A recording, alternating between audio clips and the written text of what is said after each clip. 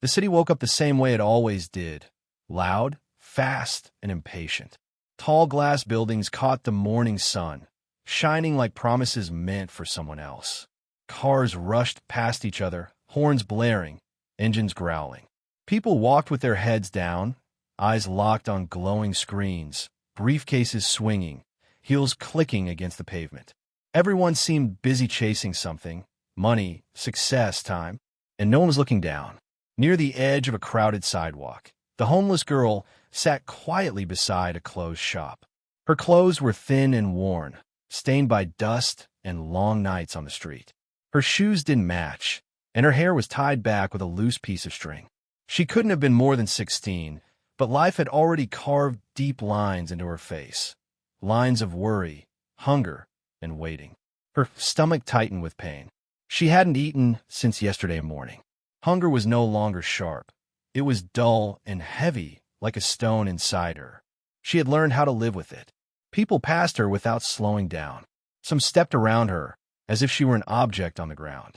Others glanced at her for a second, then looked away quickly, their faces tight with discomfort or fear.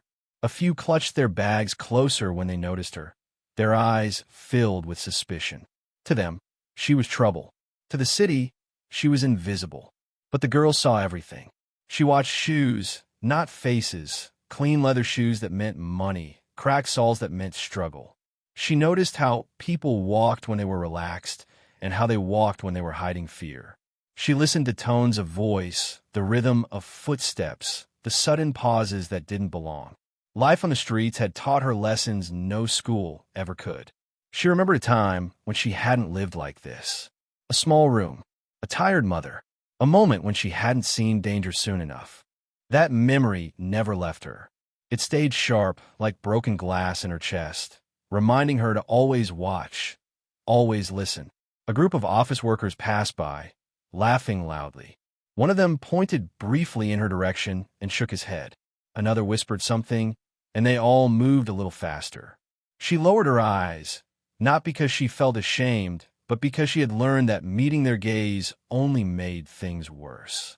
In this city, being poor meant being guilty of something, of laziness, of dishonesty, of existing where you weren't wanted.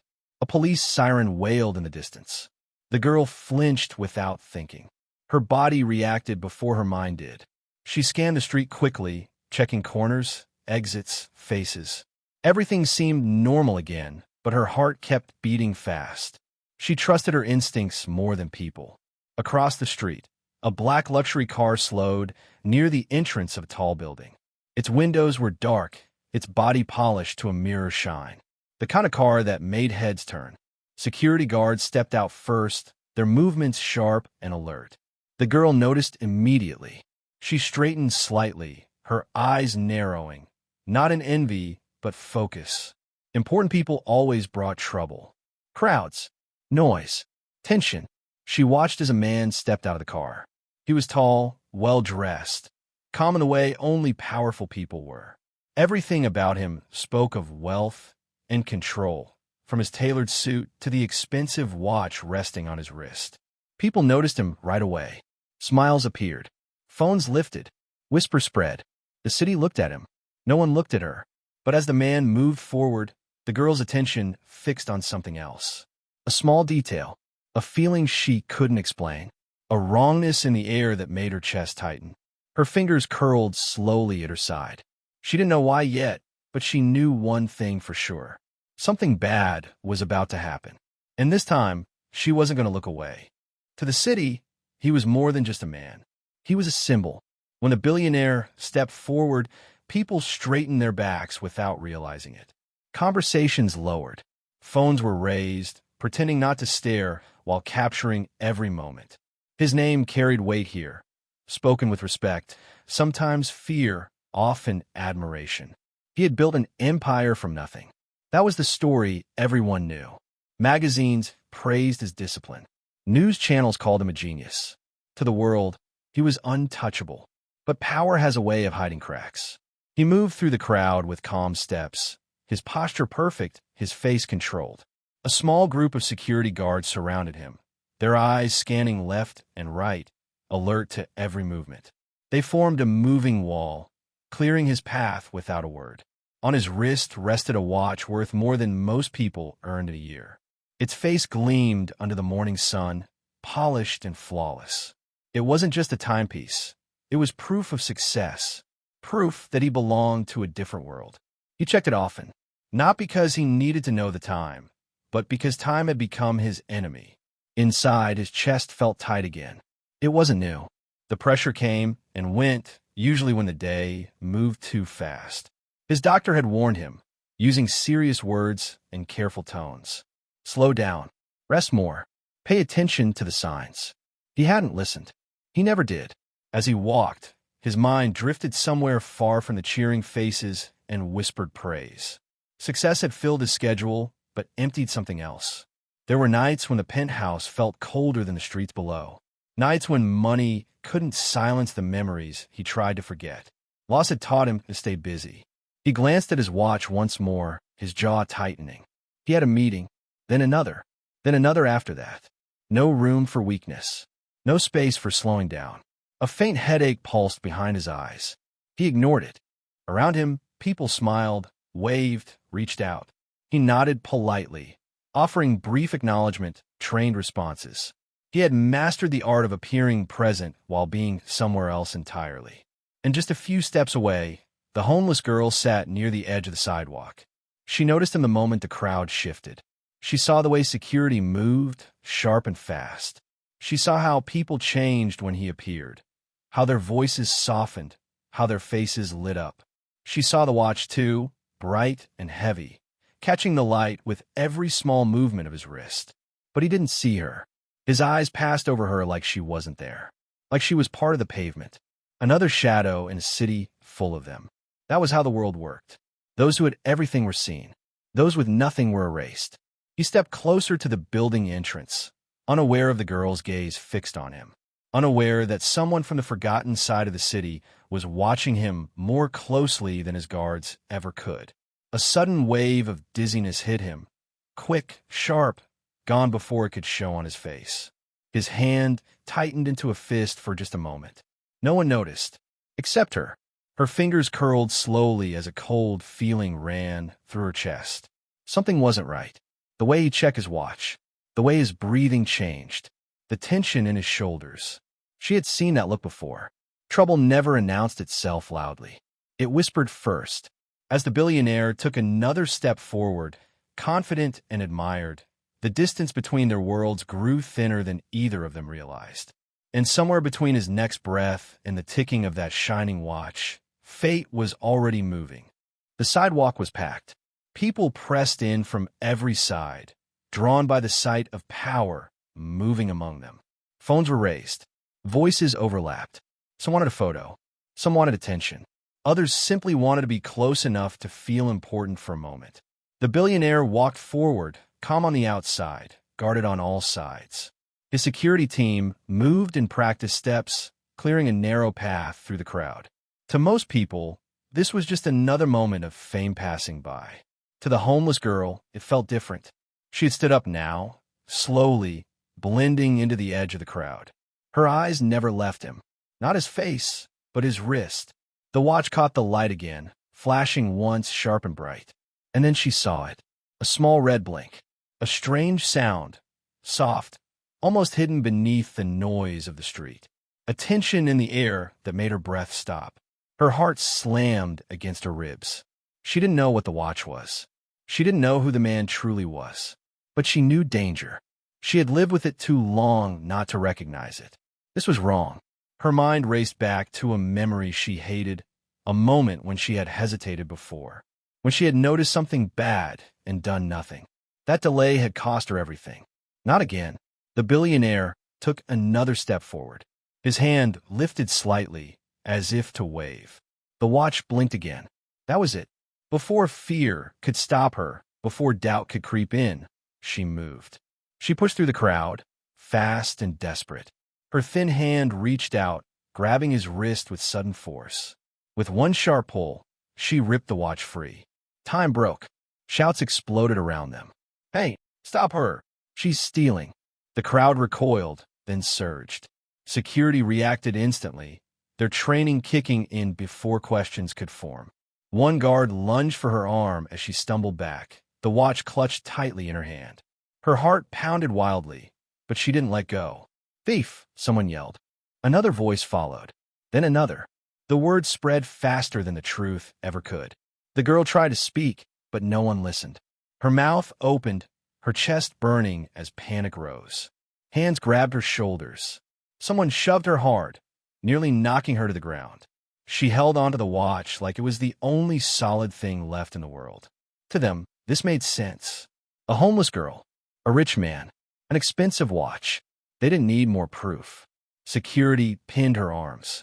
The crowd watched with angry satisfaction, some shaking their heads, as if this only confirmed what they already believed. Meanwhile, the billionaire stood frozen.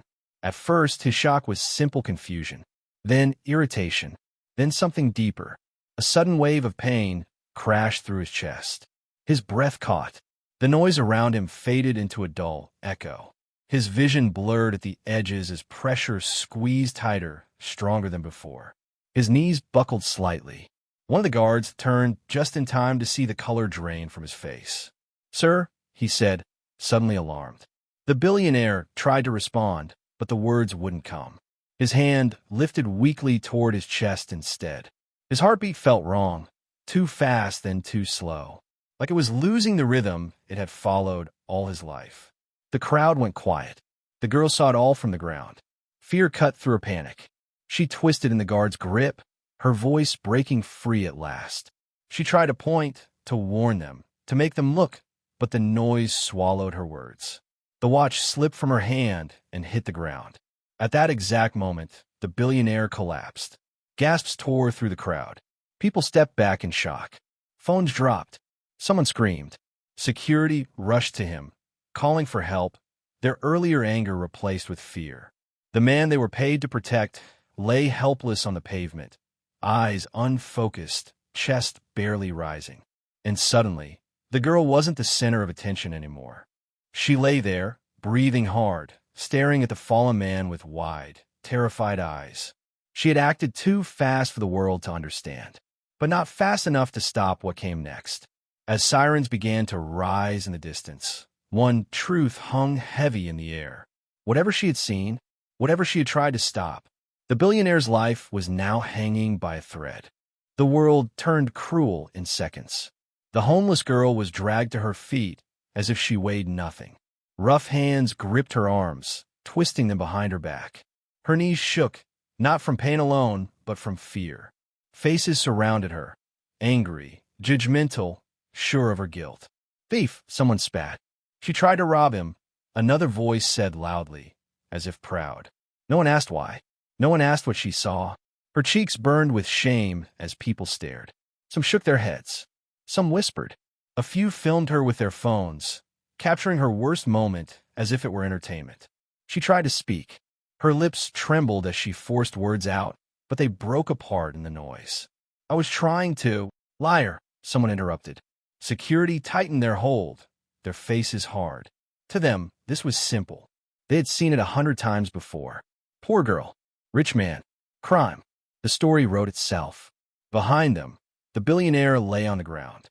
At first, most people didn't notice. Their attention was fixed on the girl, the easy target. But then one guard shouted sharply, his voice cutting through the crowd. "Clear the space." Fear rushed in where anger had been.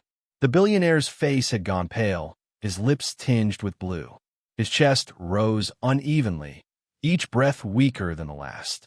One hand twitched near his heart, fingers curling as if trying to hold on to something slipping away. A woman gasped. Someone screamed his name. Security dropped to their knees beside him, calling urgently for medical help. One guard pressed his fingers to the billionaire's neck, his expression changing fast. "There's a problem," he said, his voice tight. "Something's wrong with his heart." The crowd stepped back, the excitement draining away. Phones lowered. Whispers turned into worried murmurs. The girl saw it all. Her eyes filled with tears, not of fear now, but of helplessness. This was what she had tried to stop. This exact moment. Her chest ached as she struggled against the hands holding her. "It's the watch," she cried out, her voice cracking. It was the watch. No one listened. An ambulance siren wailed in the distance, growing louder with every second. The sound cut through the air like a warning too late. A paramedic arrived quickly, pushing through the crowd with purpose. Another followed close behind. They knelt beside the billionaire, opening equipment, checking monitors. One of them paused. "Where's his device?" the paramedic asked, scanning his wrist. "He should be wearing a monitoring watch." A guard looked confused. "There was a watch," he said slowly. "She took it." All eyes turned to the girl. The paramedic stood up sharply. "Where is it?" The guard hesitated, then pointed to the ground nearby. The watch lay there, silent now, its screen dark. The paramedic picked it up, his face changing as he examined it. He pressed a button. The screen flickered to life, flashing warnings in red. "This watch was sending alerts," he said. "Danger alert. Heart failure risk." The crowd went still. The paramedic looked from the watch to the girl, then back to the guards. "Who removed it?" Silence. "She did," someone said weakly. The paramedic exhaled sharply. "Then she may have saved his life." The words landed like a thunderclap. Save his life. A stunned hush fell over the street. Mouths hung open. Faces drained of color. The same people who had shouted at her now avoided her eyes. Security loosened their grip without realizing it. The girl sagged slightly, her strength fading now that the truth was finally spoken. Tears rolled down her cheeks, but she didn't wipe them away. She only watched as the paramedics worked faster, their movements urgent but controlled. They connected machines, gave medication, spoke in short, focused sentences.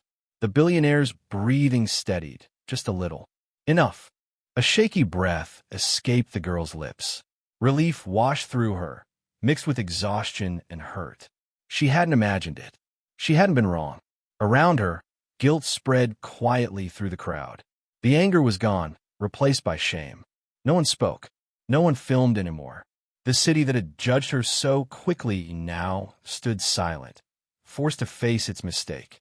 As the ambulance doors opened and the paramedics prepared to lift the billionaire onto the stretcher, one truth echoed louder than the sirens.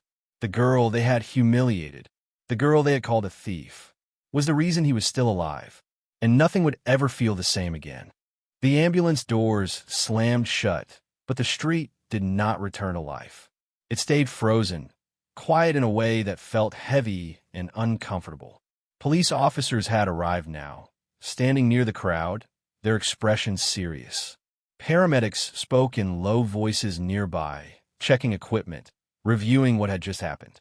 The homeless girl sat on the curb, her shoulders slumped, her arms wrapped around herself, as if trying to stay whole. She felt small again. A senior medic stepped forward, holding the watch carefully in his gloved hand. His voice was calm, clear, and impossible to ignore. "This device wasn't just a watch," he said. "It was a medical monitor. It tracks heart rhythm, stress levels, and sends emergency alerts when something goes wrong." People leaned in without realizing it. "The alert went off," he continued, "strong enough that if it hadn't been removed, it could have triggered a fatal shock. Taking it off interrupted the cycle. That delay gave us time." He paused, letting the meaning sink in. That delay saved his life. A murmur moved through the crowd. Not excitement this time, but shame. The girl stared at the ground. Her fingers trembled slightly. She had known she was right, but hearing it spoken out loud made everything she had held inside begin to crack. One of the officers looked at her more closely now, not as a suspect, but as a person. "Why did you do it?" he asked gently. The question hung in the air. For a moment, she said nothing. Then she swallowed hard and lifted her eyes. They were tired eyes, old eyes. "I saw the warning," she said quietly. "I heard the sound. I've seen that kind of danger before." Her voice wavered, but she forced herself to continue. "There was someone once, someone I loved. I noticed the signs too late. I thought I had more time." Her throat tightened. The memory pressed in on her chest like a weight. "I promised myself I wouldn't ever wait again." Silence wrapped around her words. She told them. She told them, slowly, about the night she lost everything. About running for help that came too late. About waking up on the streets afterward, with no one left to protect her. Life had taught her to watch for small changes, sounds that didn't belong, movements that felt wrong. On the streets, danger never shouted. It whispered. That was why she reacted without thinking. Why fear didn't stop her. As she spoke, faces in the crowd changed. A woman who had shouted earlier lowered her head. A man who had called her a thief looked away.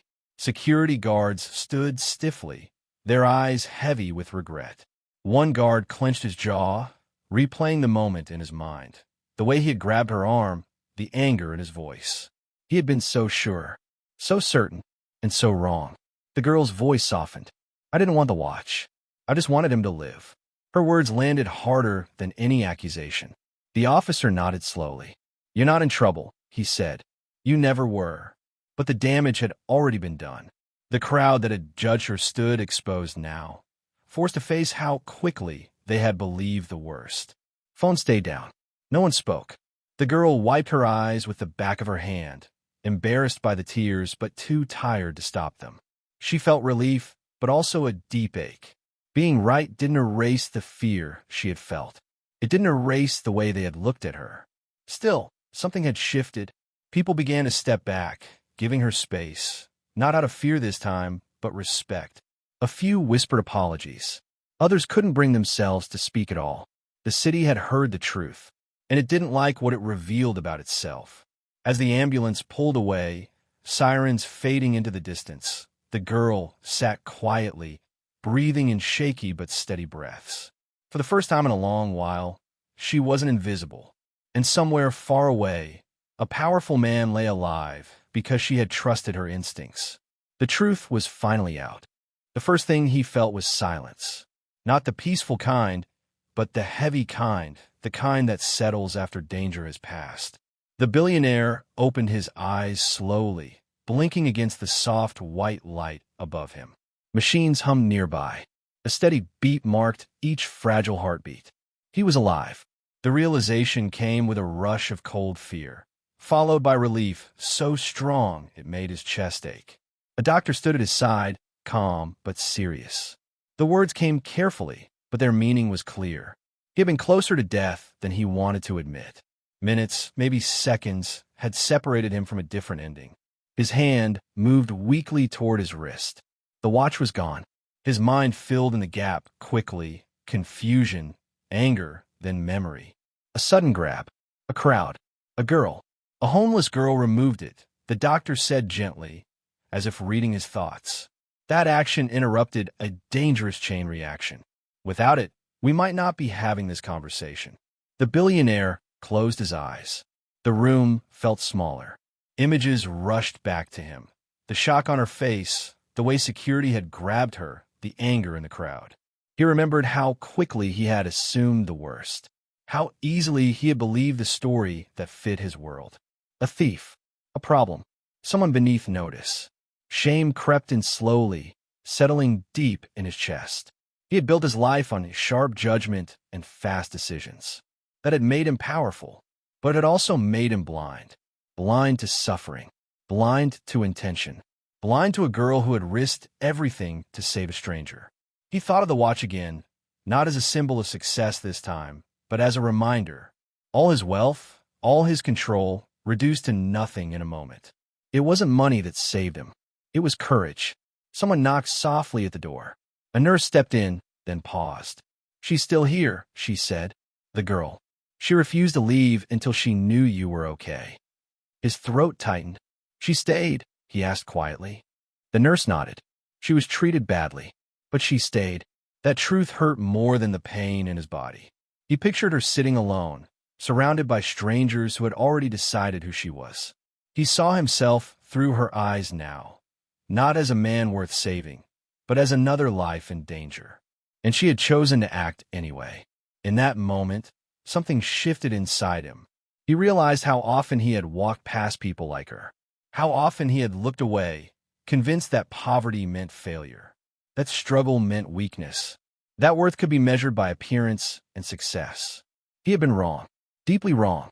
Gratitude rose in him, warm and heavy, but it was tangled with responsibility. Surviving this meant something now. It demanded something from him. He couldn't undo what had happened. He couldn't erase the fear she had felt or the humiliation she had faced, but he could choose what happened next.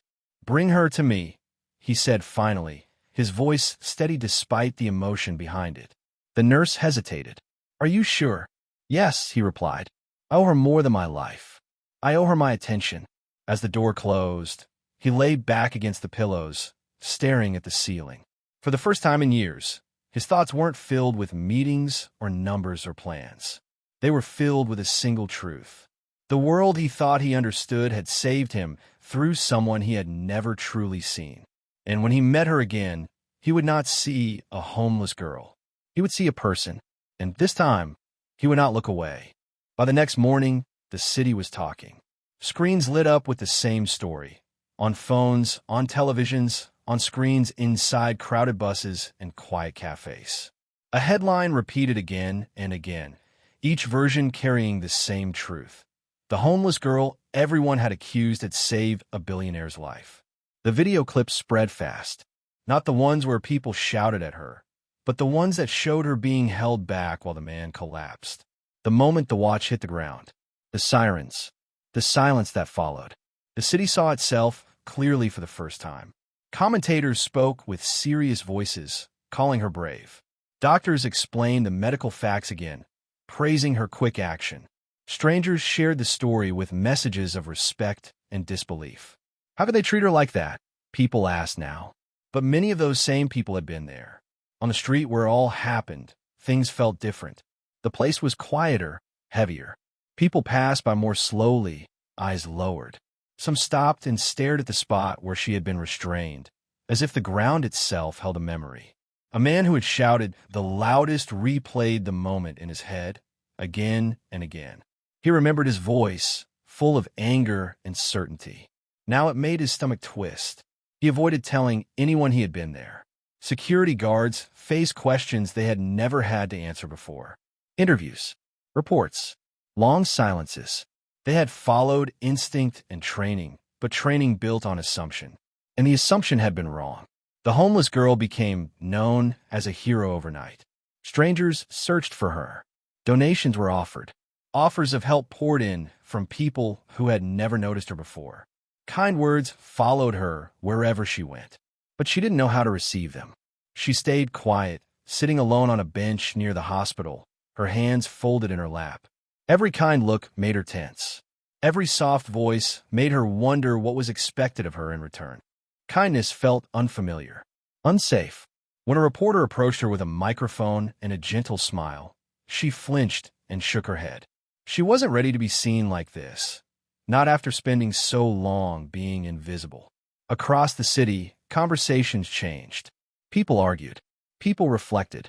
Some defended their actions, saying they didn't know. Others admitted the truth, that it was easier to blame someone who had nothing. The story became more than a headline. It became a mirror. The media didn't let the moment fade. They spoke about judgment, about how quickly society decides who is good and who is dangerous, about how poverty often carries a sentence without a trial. And in every retelling, the girl stood quietly at the center, uncomfortable, watchful, unsure. She hadn't acted to be praised. She hadn't wanted attention. She had just done what she believed was right. As night fell, the noise of the city softened. The girl looked out at the lights, her face calm but guarded. Something had changed, she knew that. The way people looked at her, the way the world spoke her name. But trust didn't come easily. Public judgment had turned into public shame. But for her, the wounds were still fresh. She pulled her jacket closer around herself, steadying her breath. Tomorrow would bring something new, and whether the world was ready or not, the story was far from over. The hospital room was quiet, almost painfully so. The billionaire sat up in his bed, his wrist bare, the memory of the watch and the girl who saved him, heavy on his mind. A nurse knocked softly on the door. "She's waiting outside," she said. She doesn't want to leave until you see her." He took a deep breath. His chest still ached from the incident, but the weight he felt now was different. He had been saved, and it was because of her. "Bring her in," he said, his voice steady, though his hands trembled slightly. The door opened, and she stepped in cautiously. Her coat was worn. her shoes scuffed, her hair pulled back with a frayed ribbon. She looked small, fragile, but there was a quiet strength in the way she held herself. He didn't reach for her. He didn't call her brave right away. He just looked, really looked. For the first time, he saw her, not a thief, not a problem, not an invisible figure on the street, but a person. I don't know what to say, he admitted. His voice carried a mix of gratitude, shame, and the realization of how wrong he had been. She shifted on her feet, unsure what she should do. Years of distrust, of people judging her before listening, kept her cautious. She folded her hands in front of her and said nothing. He leaned forward slightly. I want you to know, what you did, it wasn't a crime. It was an act of courage. You saved my life. And for that, I owe you more than words. Her eyes flickered, disbelief written across her face. People rarely said such things to her. People rarely said anything kind at all. I don't want to just give you money, he continued. I want to give you choices. Safety, education, a chance to heal and to live without fear. You deserve dignity, not charity. The words sank in slowly. She swallowed, her throat tight. Years of betrayal had taught her to doubt anyone's motives, to question whether kindness could exist without strings attached. You mean it? She whispered, almost afraid to believe it. He nodded. I want to hear your story. Every part of it. If you let me. For a long moment, she hesitated. Her past had been filled with people who promised one thing and took another. Trust didn't come easily, but in his eyes, she saw sincerity. And for the first time in years, she allowed herself to hope. She told him about her life on the streets, about the loss that had thrown her into this world, about the moment she had failed someone before and vowed never to hesitate again, about the small instincts that had saved him and the fear that had raced through her when everyone accused her. He listened, not with judgment, not with pity, but with understanding. Every word she spoke mattered to him. Every pause, every tear, every trembling hand was seen and acknowledged. When she finished, he reached across the small space between them, not to touch, but to offer connection. I promise you, this is just the beginning. Your life doesn't have to be this way anymore.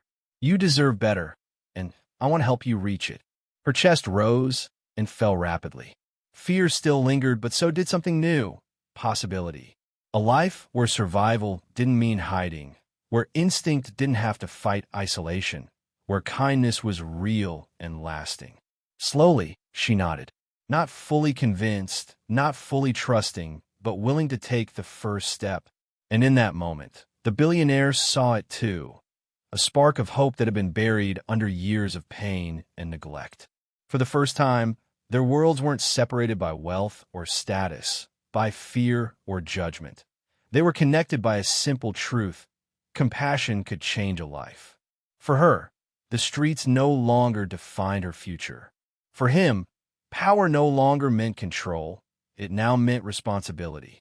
The girl walked slowly down a quiet street, her coat cleaner now, her shoes mended. She carried a small bag with a few belongings she had allowed herself to keep, but the weight on her shoulders wasn't gone. Some scars didn't fade so easily. Memories of nights alone, of cold pavements, of distrust, but the fear that had ruled her for years had loosened its grip. She had a room now, not a mansion, not a showy apartment, but a small space filled with light and warmth. A place where she could eat without fear, sleep without listening for danger, and start learning things she had always wanted to know. The billionaire had kept his promise, but he had done more than give money. He had listened. He had offered guidance, opportunities, and respect. Every choice she made now felt hers, not handed down as charity. Across the city, he adjusted his own life as well. Meetings were fewer. Decisions were slower. He spent more time understanding people, more time noticing what mattered beyond profit margins.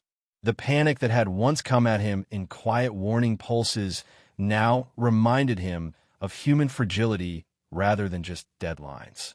He visited her sometimes, not as a benefactor, but as someone learning alongside her. They talked. They shared quiet moments, each conversation reinforcing the truth they both had discovered. Life was richer when lived with awareness, empathy, and gratitude. The girl found herself smiling more, not just from relief, but from hope. She began to trust herself again. Small victories, finishing a lesson, cooking a proper meal, laughing without fear, felt monumental. And slowly, she forgave the world that had judged her so harshly. Not because the world had changed overnight, but because she had chosen not to carry its hatred anymore. The billionaire, too, felt a quiet shift in himself. He no longer saw wealth as the measure of life. True wealth, he realized, was compassion. It was giving and receiving understanding. It was noticing what others could do for themselves and helping them believe they could. One afternoon, they stood together in a small courtyard filled with sunlight.